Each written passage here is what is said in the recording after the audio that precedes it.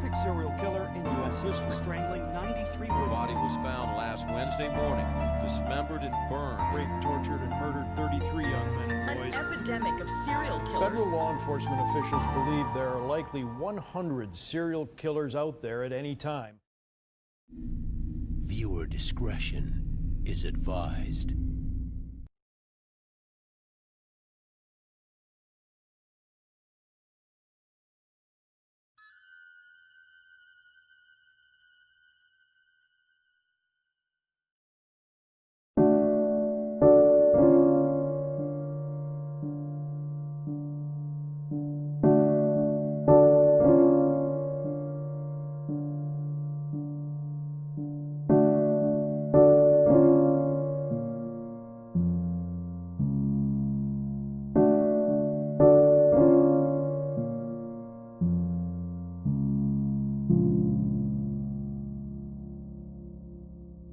So this is a story that happened to my mom's friend in Korea about 10 years ago. Every time I hear this story, I still get the chills. My mom's friend lived in an apartment complex in Seoul. She was a stay-at-home mother with a young daughter, and her husband worked during the days. One day, she was coming home from running some errands with her daughter and got onto the elevator in her building. When she got on, she noticed that there was a man wearing a cap and yellow raincoat. She immediately felt uneasy, and she made her daughter stand to her side furthest away from the man. What made her feel even more uncomfortable was when she pressed the button for her floor, there was no other number lit up. On top of that, she noticed that he was carrying something wrapped inside newspaper close to his side. Things started to click in my mom's friend's head, and she started to panic. She took out her cell phone and pretended she was calling home to her husband, who was obviously really not at home but at work. She started saying things like, "Oh, I'm on the elevator and about to get off. Can you get the door for me?" and making it seem like her husband was waiting at home. When the elevator did reach her floor, I think she lived on like the 12th floor or something, she quickly grabbed her daughter and got off, starting to walk as fast as she could to her apartment. She noticed that the man also got off on her floor and was slowly following her down the hallway. When my mom's friend got to her door, she started to bang on it and shout, "Hey, Yobo, I'm home. Please open the door," and pretend like he was coming to answer the door. Upon seeing this, the man in the yellow raincoat started to walk away back towards the elevator. When he seemed to be far enough away, my mom's friend quickly picked up her daughter, slid open the door's passcode thing, this is usually how people get into their homes in Korea, and started to frantically punch in her key code. But the problem was that the buttons make sounds. At this point, my mom's friend was practically screaming, and she finally got her door to open. The first thing she did was throw her daughter in through the door. When she got in herself, she saw that the man was inches from the door, but she managed to shut it and lock it before he could wedge his hand or weapon into the door. Afterwards, looking through the door's peephole, she saw that the man was walking away back towards the elevator. Several months later, my mom's friend was watching the news, and there was coverage on the capture of serial killer Yoo Young-chul, who used to kill a lot of prostitutes and elderly people. She told my mom that she could never forget the dread she felt when she saw that all too familiar yellow raincoat and hat that he was wearing when apprehended.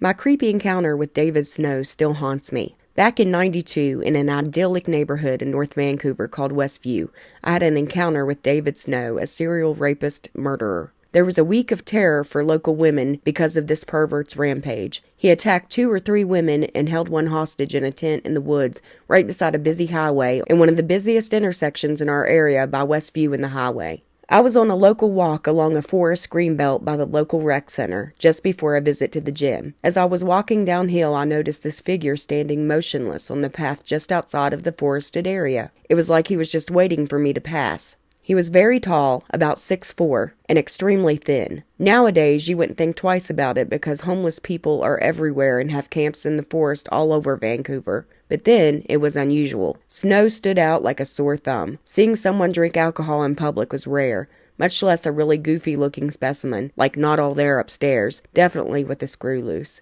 I was really creeped out as I walked by him.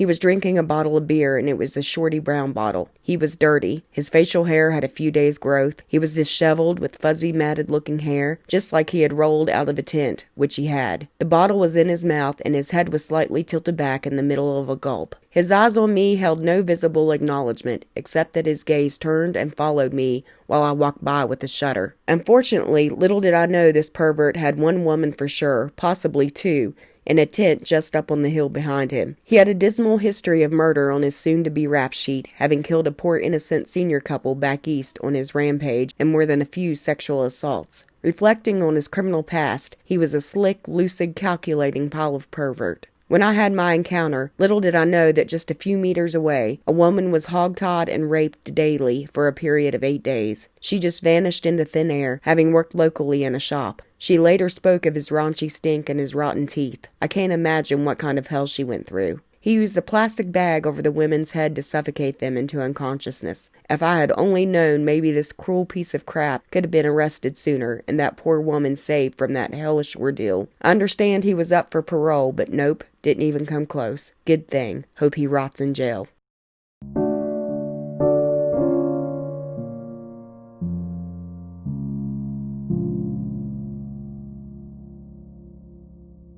When I was a teenager, I was goth. Black hair, black clothes, black makeup. I even had a pair of combat boots. My friend and I, in typical goth fashion, hung out at a local cemetery. We started going as a joke, but soon discovered we liked the peace we found there. That all changed one night.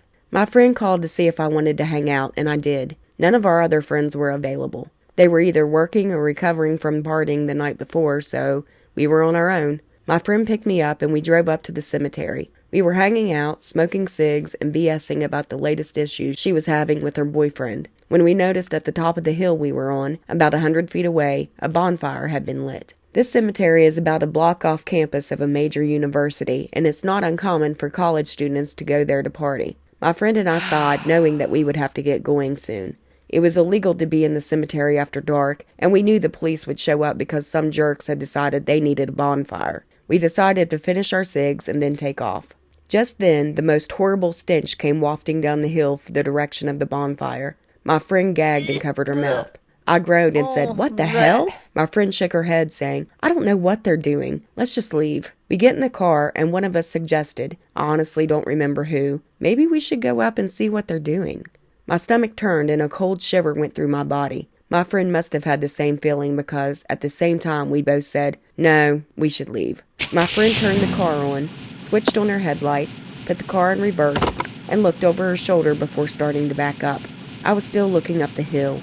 A figure stepped in front of the bonfire.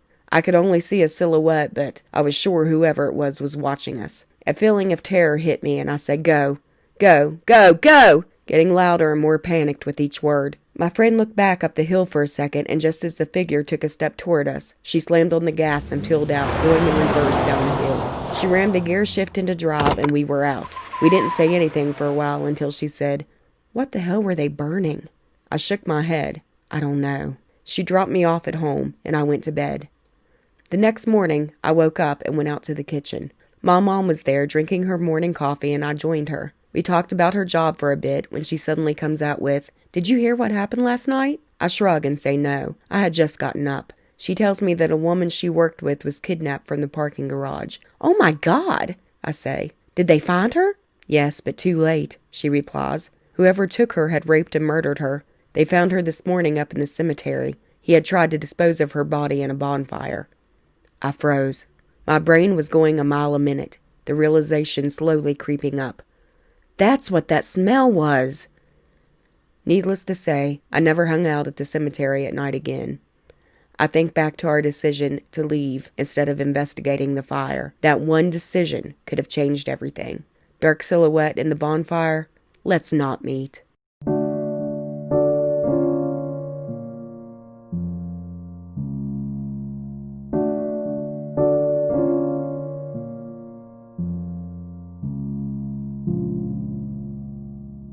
Okay, so I'm about to tell you the scariest thing that ever happened to me. The thing is, I'm not an English speaker, and even though I manage, I'm not sure about all the technical scuba diving vocabulary.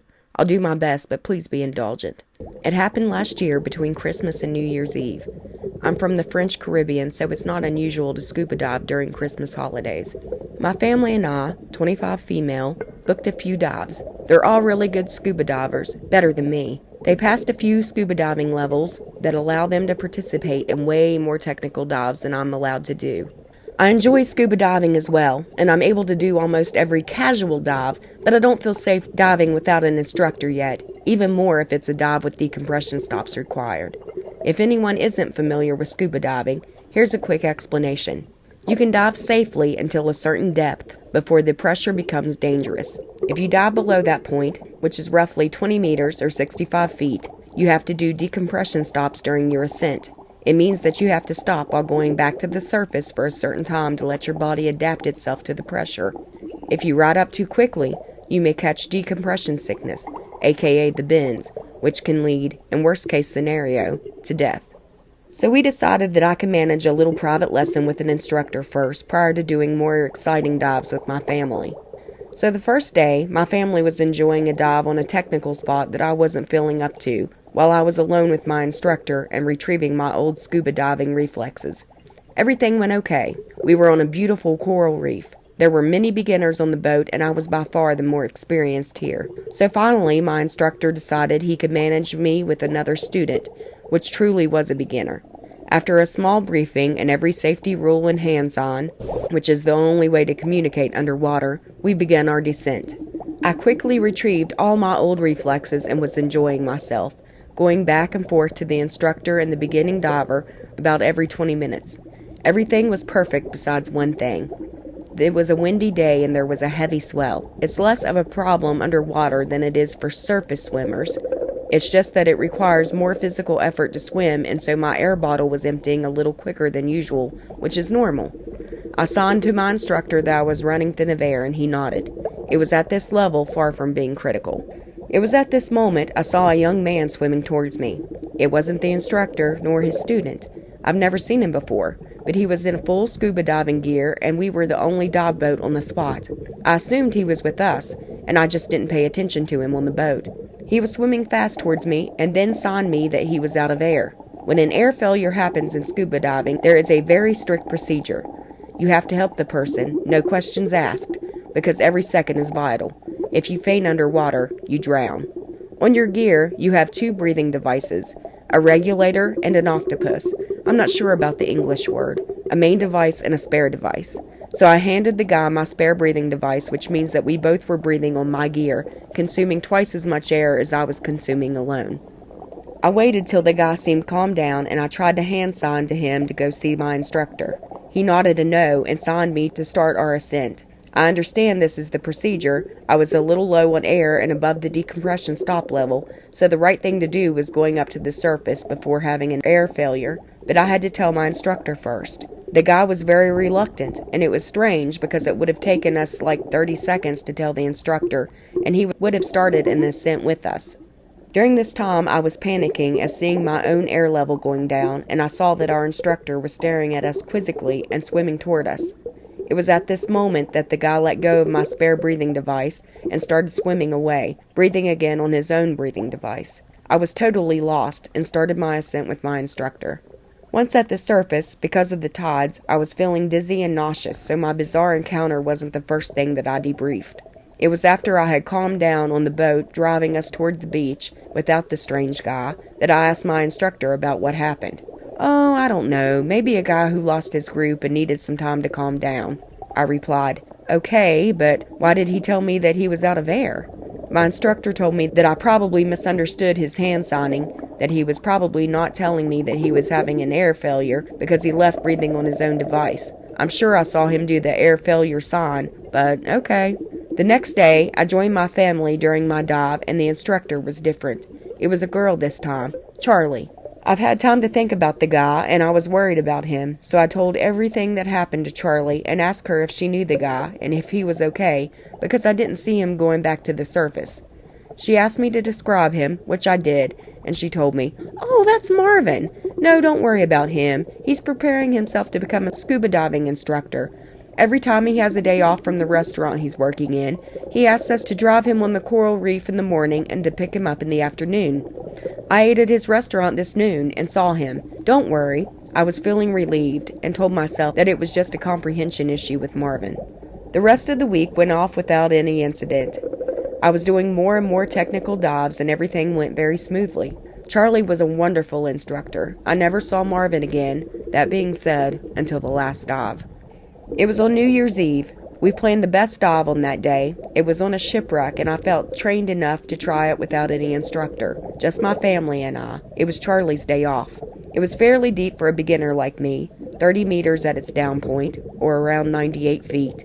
My first male instructor was there and told us that he would be exploring the shipwreck too, so we would cross him and he would help me if he saw that I needed it. It was very comforting to know, and my family felt comforted too whenever I told them that. So we began our descent, and we started swimming around the shipwreck. We crossed our old instructor twice, but every time I signed that everything was okay. It was at this moment that I saw Marvin swimming towards me. At this time, I was about 5 to 10 meters above my down point, still staying under my decompression stop level though. I was a little surprised, and even more surprised when he signed me again that he was out of air. I was mistrustful, but if there were any chance that it would be true, I couldn't not help him. So I handed him my spare breather. This time I had plenty of air left, so it wasn't a problem. He took it, started breathing on it, and took my arm. I reached to see his air level instruments, but he prevented me from seeing it. Then he signed me to start an ascent with him. I immediately signed no. I wasn't at my deepest when he reached me, but I had been deeper during this dive, and I had a decompression stop to do. I saw that my father saw us, but he quickly looked away, probably not understanding what was going on. I tapped at my diving computer, a device which calculates when and how long to decompress, to signify it to him. He shrugged, smiled at me, and started swimming up, still holding me. I was paralyzed for a few seconds, and the thing that helped me react was my diving computer telling me to stop and decompress now. I then understood that I was in danger, that if I let him do what he wanted, I would die from the bends. I then started screaming, only to remember that no noise can be heard underwater. I started wiggling frantically as I saw my father and sisters way below me, my diving computer alerting me more and more intensely. At that moment, my father saw us and he reacted.